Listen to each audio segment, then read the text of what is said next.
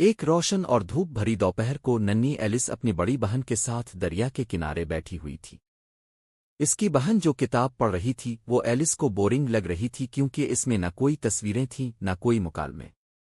اچانک ایلس نے ایک سفید خرگوش دیکھا جو حیرت انگیز طور پر ویسٹ کوٹ پہنے ہوئے تھا اور ایک جیب گھڑی تھامے خود سے بڑبڑا رہا تھا کہ میں دیر کر گیا ہوں، میں دیر کر گیا ہوں۔ ایلس کی تجسس بھڑک اٹھی اور وہ فوراً اس خرگوش کے پیچھے دوڑی جو ایک بڑے سوراخ میں غائب ہو گیا۔ ایلس نے ایک لمحے کو بھی ہچکچاہٹ محسوس نہ کی اور وہ بھی سوراخ میں جا گھسی اور فوراً ایک لمبی عجیب سرنگ میں لڑکنے لگی۔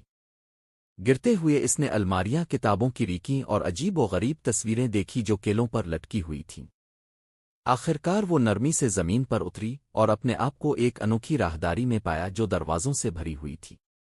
اب خرگوش غائب ہو چکا تھا لیکن ایلس کی جستجو اسے ایک چھوٹی سی شیشے کی میز تک لے آئی جس پر ایک ننھی سی سنہری چابی رکھی ہوئی تھی۔ ایلس نے دریافت کیا کہ یہ چابی ایک چھوٹے دروازے کو کھولتی ہے جو ایک خوبصورت باغ میں لے جاتی ہے، لیکن وہ خود اس دروازے سے گزرنے کے لیے بہت بڑی تھی۔ اسی میز پر اس نے ایک بوتل دیکھی جس پر لکھا تھا ڈرنک می، مجھے پیو۔ ایلس کو ہچکچاہٹ تو ہوئی لیکن خوشبودار مشروب اور اس پر ایلس کا نام دیکھ کر اس نے اسے پی لیا۔ جیسے ہی اس نے مشروب پیا وہ سکڑنے لگی یہاں تک کہ وہ بالکل چھوٹی ہو گئی، اتنی کہ آسانی سے دروازے سے گزر سکتی تھی۔ لیکن افسوس، چابی وہ میز پر چھوڑ چکی تھی جو اب اس کی پہنچ سے باہر تھی۔ پھر اس کی نظر میز کے نیچے رکھے ہوئے ایک ڈبے پر پڑی جس میں ایک کیک تھا اور اس پر لکھا تھا ایٹ می، مجھے کھاؤ۔ ایلس نے کیک کا ایک ٹکڑا کھایا تو وہ اتنی بڑی ہو گئی کہ پورا کمرہ بھر گئی۔ پھر اس نے مختلف چیزیں چکھ کر اور پی کر خود کو بڑا اور چھوٹا کرتے ہوئے آخرکار دروازے سے گزر کر اس دلکش باغ میں قدم رکھا۔ وہاں سے اس کی حیرت انگیز ونڈرلینڈ کی دنیا شروع ہوئی۔ اس جادوئی باغ میں ایلس کی ملاقات کئی عجیب و غریب کرداروں سے ہوئی۔ ایک مسکراتا ہوا چیشر کیٹ جس کا جسم اور سر اچانک غائب ہو جاتے تھے اور وہ ایلس کو الجھانے والی باتیں کرتا رہتا تھا۔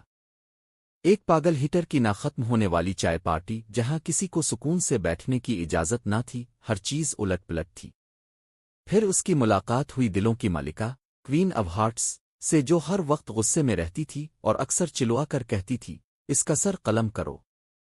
ایلس نے اس کے ساتھ عجیب سا کروکی بھی کھیلا جہاں فلیمنگو کو بیٹ اور خارپشت کو گیند کے طور پر استعمال کیا جاتا تھا۔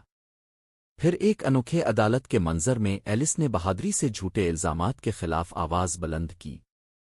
جوں جوں یہ بے ترتیبی بڑھتی گئی ایلس کو محسوس ہوا کہ وہ دوبارہ حقیقت کی طرف کھینچ رہی ہے، اور اچانک اس کی آنکھ کھل گئی، وہ پھر سے ہری گھاس پر دریا کنارے بیٹھی تھی۔